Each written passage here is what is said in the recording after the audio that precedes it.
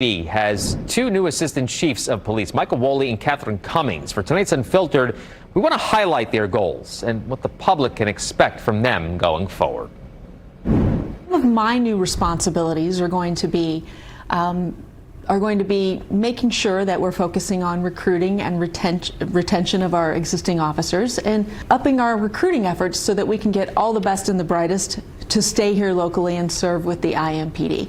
In addition to that, I'm going to be responsible for working with a local vendor to create a strategic plan for IMPD. IMPD has never had a strategic plan before, so we are working with professional vendors who specialize in that area, and they're going to help us create that plan that will be a multi-year plan that's a living document that will really help guide and direct the future for the IMPD. So I'm very excited about that opportunity. Ultimately, the chief has made our priorities very clear. It is reducing crime, continuing to push the mission forward of dropping our violent crime and working on our property crime. It is recruiting and retention. It is bringing our department in a better position with its technology, modernizing us, and workforce development. Community engagement is probably one of the most significant pieces of that.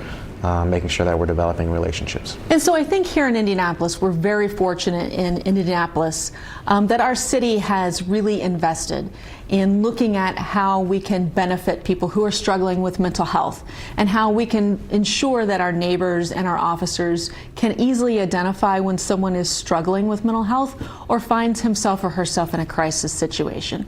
So we are continuing to train our officers in the ability to recognize when certain behaviors or certain indicators might indicate that someone is struggling with a mental health issue. We want our officers to understand what that means, what that can look like, and then give them ways, give them tools to understand to help de-escalate that situation.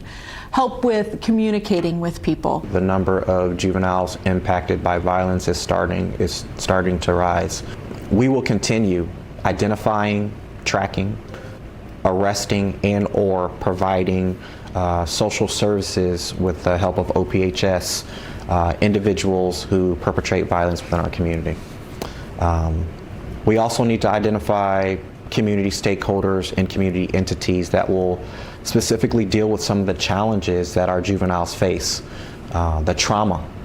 Social media has made our large world so small. They are consumed by likes and social media posts, and when you're on the wrong end of a social media post, that can be traumatizing. Beefs and fights brew on social media, and they allow for people to gather very quickly.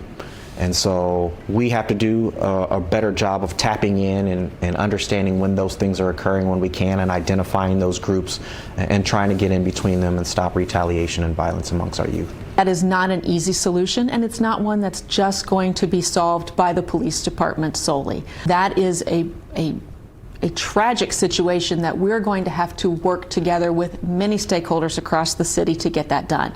That's parents, that's schools, that's outreach groups, and the police department and the criminal justice system. We all have to come together, and I would even add to that mental health providers, because something is happening with the young people that is causing them to think that the best way to resolve these issues is to use a gun. That has to involve schools and community groups and mental health providers to find ways to help young people find better ways of coping with emotions, with anxiety, with stressors in life. I think honestly that word trauma is huge, and if you don't necessarily process it right, it can sometimes lead to anger and a short fuse, which perpetrates violence in some cases. I think when I think of our juveniles and the violence and trauma that they're seeing, I say it's our issue. And what I mean by our issue, it's law enforcement, it's mental health, it's social service providers, it's moms, it's dads, it's teachers, it's everyone. That's our future, and we've got to make sure that we intervene when we can and allow avenues for some of this trauma and some of the violence that our youth are seeing to be processed appropriately so that they don't go out there and continue with the cycle.